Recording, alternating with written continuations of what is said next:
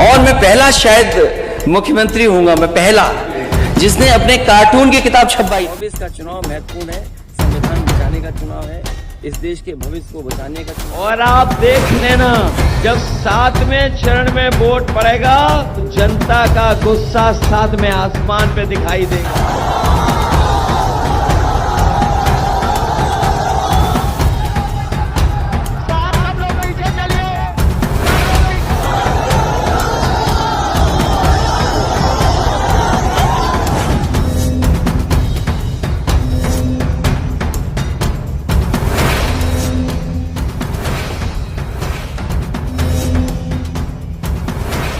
दोस्तों नमस्कार। लोकसभा चुनाव के नतीजे सामने आ चुके हैं और इस बार भाजपा को करारी शिकस्त मिली। इस बार ऐसे नतीजे सामने आए जिसकी किसी भी भाजपा समर्थक ने उम्मीद नहीं की थी। भाजपा देश भर में 250 सीटें भी नहीं जीत पाई। इस बार भाजपा के लिए सबसे बड़ी चिंता का सबब यह भी था कि उसे क्षेत्रीय स्तर पर भी अलग अलग राज्यों में कठिन चुनौती मिलती हुई दिखाई दी। जिस उत्तर प्रदेश के अयोध्या में राम मंदिर बनाकर भाजपा पूरे कॉन्फिडेंस में थी कि अब दिल्ली फतेह करना आसान हो जाएगा, उसी उत्तर प्रदेश में भाजपा की हालत खराब हो गई। और तो और भाजपा अयोध्या क्षेत्र को कवर करती हुई फैजाबाद लोकसभा सीट पर भी अपनी हार नहीं बचा पाई। यूपी में यदि भाजपा इतनी पस्त दिखी तो इसका सबसे बड़ा कारण न राहुल गांधी की भारत जोड़ो न्याय यात्रा बताई जा रही है, न ही कांग्रेस की नीतियां। यूपी के लिए तो कहा जाता है कि यहाँ कांग्रेस है ही नहीं, तो इसका सबसे बड़ा कारण क्या है? इसका कारण है समाजवादी पार्टी के मुखिया अखिलेश यादव और उनकी नीतियां। अखिलेश बहुत समय से इस चुनाव के लिए काफी मेहनत कर रहे थे। पीडीए का फॉर्मूला लाना हो या कांग्रेस के साथ मिलकर चुनाव लड़ना हो, इस चुनाव में अखिलेश अपनी हर रणनीति में सफल नजर आए। चुनाव प्रचार में अखिलेश यादव की जनसभाओं में भारी उमड़ी भीड़ ये बताने के लिए काफी रही कि अब लोगों का विश्वास एक बार फिर सपा में लौट आया। सपा ने अपने बलबूते उत्तर प्रदेश की 37 सीटें झटक ली, तो वहीं इंडिया गठबंधन ने 43 सीटें जीतकर सबको चौंका दिया। दोस्तों, समाजवादी पार्टी को मूल रूप से पिछड़ों, किसानों और नौजवानों की पार्टी माना जाता रहा है, लेकिन अखिलेश यादव ने अपनी पार्टी के साथ दलितों को जोड़ने के लिए कई काम किए, जिससे अब की बार दलित वोटर सपा की ओर आ गया, जिसका नतीजा आप सबके सामने है। दक्षिणी देश ऑस्ट्रेलिया से पढ़ाई करके लौटे अखिलेश यादव अपने पिता मुलायम सिंह यादव का साथ देने के लिए राजनीति में आए। काफी कम समय में वे सपा समर्थकों में तेजी से लोकप्रिय हो गए। अखिलेश यादव पहली बार तब सुर्खियों में आए जब 2010-11 में उन्होंने साइकिल से यात्रा करते हुए पूरे प्रदेश का दौरा किया। तब उत्तर प्रदेश में बसपा का शासन था। मायावती के कथित भ्रष्टाचार के खिलाफ अखिलेश की साइकिल यात्रा से सपा को नई ऊर्जा मिल गई, जिसका असर ये हुआ कि 2012 के विधानसभा चुनाव में सपा ने 224 सीटें जीतकर पूर्ण बहुमत की सरकार बनाई। उस समय उम्र की ढलान पर पहुंच चुके मुलायम सिंह यादव ने अपने बेटे को यूपी की बागडोर सौंपने का फैसला लिया। 2012 से 2017 के बीच अखिलेश यादव यूपी के सबसे युवा मुख्यमंत्री रहे। हालांकि उस समय मीडिया का एक बड़ा धड़ा अखिलेश की जमकर खिल्ली उड़ाता रहा। अपनी पार्टी सरकार में ज्यादातर सवर्णों के आसपास रहने वाले अखिलेश को शायद पिछड़े होने का एहसास नहीं था। हद तो तब हो गई थी जब 2017 का चुनाव हारने के बाद जब अखिलेश ने अपना सरकारी बंगला खाली किया तो उसी मीडिया के जरिए अखिलेश को टोटी चोर कहकर प्रचारित किया गया। हालांकि राजनीतिक आलोचना मानते हुए अखिलेश ने शायद उस किस्से को भुला दिया, लेकिन आज भी मीडिया का एक बड़ा धड़ा और भाजपा की ट्रोल आर्मी अखिलेश यादव को टोटी चोर कहने से गुरेज नहीं करती। जिसको बजट अच्छा मिलेगा वो भाषा उसी की बोलेगा जो बजट देगा। कहीं ऐसा ना हो कि कुछ ऐसे फैसले आ जाएं तो आपका चैनल की क्रेडिबिलिटी क्या बचेगी, या जो लोग ज्ञान दे रहे हैं उनकी क्रेडिबिलिटी क्या बचेगी। जो हो रहा है वो दिखाई नहीं दे रहा उन्हें, जो नहीं हो रहा है वो अपनी दिखाना चाहते हो आप, तो आप किधर ले जा रहे हो? इसीलिए 24 का चुनाव महत्वपूर्ण। दोस्तों, दरअसल हमारे समाज में आज भी जातिवाद का कीड़ा काफी फल फूल रहा है। कुछ सवर्ण सामंतों के अंदर भरी नफरत बढ़ती जा रही है और कुछ सवर्णों और कुछ राजनीतिक पार्टियों की ओर से दलितों और पिछड़ों को उनकी हैसियत बताने की कोशिश की जाती रही है। कोई दलित या पिछड़ा मुख्यमंत्री बन जाए या IAS, ये उन लोगों को कतई हजम नहीं होता होगा जिन्हें संविधान की बातें गले नहीं उतरती। अखिलेश यादव को पिछड़े होने का एहसास शायद तब ज्यादा हुआ होगा जब मुख्यमंत्री आवास से निकलने के बाद 5 कालिदास मार्ग को गंगा जल से धोया गया था और मंत्रोच्चार से पवित्र किया गया था। इससे ज्यादा अपमानजनक किसी भी नेता के लिए कुछ नहीं हो सकता था। इसके बाद भी भाजपा की ट्रोल आर्मी ने अखिलेश के खिलाफ भद्दे भद्दे कमेंट किए। मुख्यमंत्री आवास में रहें, अगर दूसरा वहां जाए तो वो गंगा जल से धुलवाए। अगर काला झंडा दिखाता था मुझे या जानकारी होती थी, आप पता कर लेना वो अधिकारी आपके साथ भी काम कर रहे हैं जो हमारे साथ अधिकारी काम कर रहे हैं। कोई नए अधिकारी भर्ती नहीं हो गए। मैं उनको बुलाता था, मैं कहता था समस्या क्या है ये बताओ आपको। तो परिक्रमा पे अगर चल दिया हूं तो परिक्रमा होगी और मैंने किया। वो हम ही लोग महसूस कर सकते हैं कि जिस मुख्यमंत्री आवास में रहें, अगर दूसरा वहां जाए तो वो गंगा जल से धुलवाए। इन सबके बाद 2019 के लोकसभा चुनाव में अखिलेश यादव ने बसपा के साथ गठबंधन किया। गठबंधन की पहल अखिलेश यादव ने की थी। अखिलेश ने मायावती के घर जाकर उनका सम्मान किया। हालांकि उस चुनाव में राष्ट्रवाद की लहर खूब बही। इसके अलावा बसपा सपा कार्यकर्ताओं में तालमेल की भी कमी दिखी। इस कारण से यह गठबंधन महज 15 सीटें ही जीत पाया था। आगे चलकर माया ने इस गठबंधन को तोड़ दिया।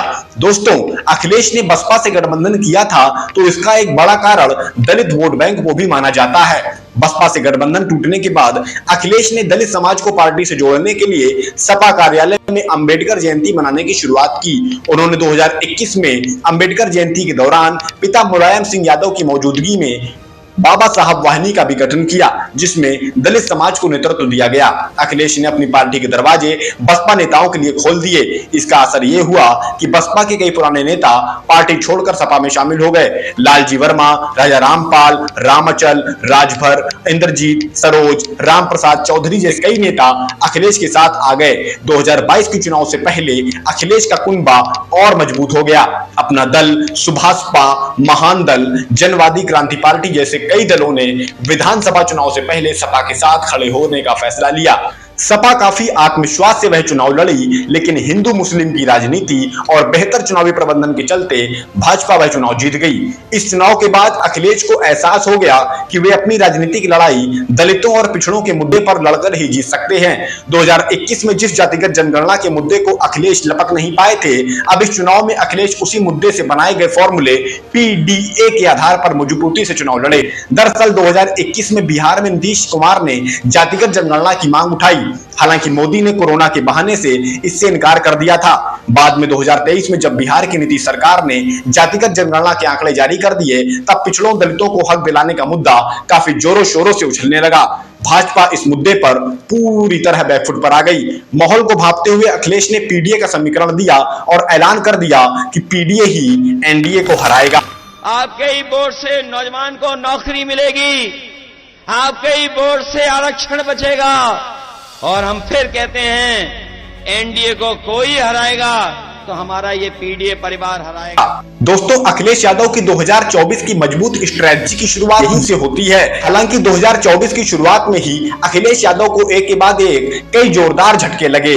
पहले राज्यसभा चुनाव में सपा के कई सबल विधायकों ने भाजपा का समर्थन किया। इसके बाद राजभर, संजय चौहान, केशव देव मौर्य, जयंत चौधरी जैसे तमाम नेताओं ने भाजपा के साथ जाने का फैसला लिया। अखिलेश यादव ने इस परिस्थिति का काफी मजबूती से सामना किया। अखिलेश ने MP, राजस्थान और छत्तीसगढ़ चुनावों में कांग्रेस के साथ अपनी नाराजगी को भुलाते हुए कांग्रेस के साथ हाथ मिला लिया। उन्होंने कतई देरी नहीं की और इंडिया गठबंधन में शामिल होने का फैसला ले लिया। अखिलेश ने 17 सीटें कांग्रेस को दी और खुद 63 सीटों पर चुनाव लड़ने का फैसला लिया। उन्होंने एक सीट तृणमूल कांग्रेस को भी दी। अखिलेश यादव ने टिकट वितरण में भी PDA की झलक दिखाई। उन्होंने अपने परिवार के 5 लोगों के सिवाय किसी भी यादव को टिकट नहीं दिया। मुसलमानों को केवल 4 टिकट दिए। ऐसा इसलिए क्योंकि उन पर मुस्लिम हितैषी पार्टी होने का ठप्पा भी लगता जा रहा था। अखिलेश ने सबसे ज्यादा 11 कुर्मियों और पटेल नेताओं को टिकट दिए। इसके बाद 7 पासी नेताओं, 6 मौर्य कुशवाहा, 6 जाटव, 5 निषाद कश्यप के साथ ही वाल्मीकि, गुर्जर, राजभर, लोधी और पाल को भी एक-एक टिकट दिया गया। राहुल अखिलेश की संयुक्त जनसभाओं में उमड़ी भारी भीड़ ने इस बात की साफ तौर पर गवाही दे दी कि लोगों में PDA और सामाजिक न्याय का फॉर्मूला हिट कर गया। इसके अलावा अखिलेश राहुल ने जनता से जुड़े मुद्दों पर भाजपा को जमकर घेरा। अग्निवीर, महंगाई, बेरोजगारी के साथ ही संविधान के मुद्दे ने लोगों के दिमाग पर घर कर लिया और इस तरह यूपी में इंडिया गठबंधन कामयाब हो गया। मैं समझता हूँ अग्निवीर व्यवस्था तुरंत खत्म होनी चाहिए। जयंत जी से बातचीत करेंगे। सरकार को स्वीकार करना चाहिए कि उनकी गलती है तो उन्हें अग्निवीर जैसी व्यवस्था नहीं। नतीजा सामने आया कि यूपी में इंडिया गठबंधन के कई दिग्गज नेता तो चुनाव जीते ही, साथ ही कई ऐसी सीटें भी भाजपा के हाथ से फिसल गईं जिसकी उम्मीद किसी भी भाजपा समर्थक ने कभी नहीं की होगी। भाजपा ने चुनाव के ठीक पहले देश में राम लहर चलाने की कोशिश की, एक ऐसी लहर जिससे कि लोग अपने मूल मुद्दों की बजाय सिर्फ धर्म के नाम पर वोट दे दें। लेकिन लोगों ने अब धर्म की राजनीति को एक सिरे से नकार दिया है। अखिलेश यादव के नेतृत्व वाली समाजवादी पार्टी देश में अब नंबर 3 की पार्टी बन गई है। सपा ने टीएमसी और डीएमके को भी पीछे छोड़ दिया। लेकिन अखिलेश यादव के सामने चुनौतियां भी कम नहीं है। मुख्यमंत्री रहते उत्तर प्रदेश में जिस तरह की गुंडागर्दी और अराजकता का माहौल बना हुआ था, उससे लोगों का विश्वास सपा से उठ चुका था। जब सपा 37 सांसदों के साथ देश की तीसरे नंबर की पार्टी बन गई है, तो सांसदों की जिम्मेदारी होनी चाहिए कि उनके संसदीय क्षेत्रों में अराजकता, गुंडागर्दी का माहौल ना विकसित हो पाए। क्योंकि यदि अखिलेश को 2027 को चुनाव मजबूती से लड़ना है तो इन 37 सांसदों का कामकाज अच्छा होना चाहिए। जिस तरह भाजपा के 400 पार के दावे को खोखला साबित करते हुए राहुल गांधी अपनी पप्पू वाली छवि को 400 कोस दूर छोड़ चुके हैं, उसी तरह अखिलेश ने भी भाजपा द्वारा बनाई गई टोटी चोर वाली छवि को तोड़ते हुए उत्तर प्रदेश में भाजपा की 75 पार वाली ख्वाहिश को चकनाचूर कर दिया। हालांकि राजनीति में जीत का मतलब चुनौतियों की शुरुआत होती है। अब ये अखिलेश और उनकी पार्टी को तय करना है कि समाजवादी पार्टी का अगला स्वरूप कैसा होगा, कैसी होगी आने वाली सपा, ये तो विजयी सांसद ही तय करेंगे। नमस्कार। समाजवादी पार्टी देश के तीसरे नंबर की पार्टी बन गई। जहां पार्टी को इतना बड़े पैमाने पर जनता का समर्थन मिला, वहीं समाजवादियों की जिम्मेदारी बढ़ गई। जनता की एक एक बात, जनता की समस्याओं का उठाना, उनके हित में अपनी बात रखना, समाजवादियों का लगातार संघर्ष रहेगा लोकसभा में, जिससे ज़्यादा से ज़्यादा जनता के बीच में और उनके लिए सेवा कर सकते।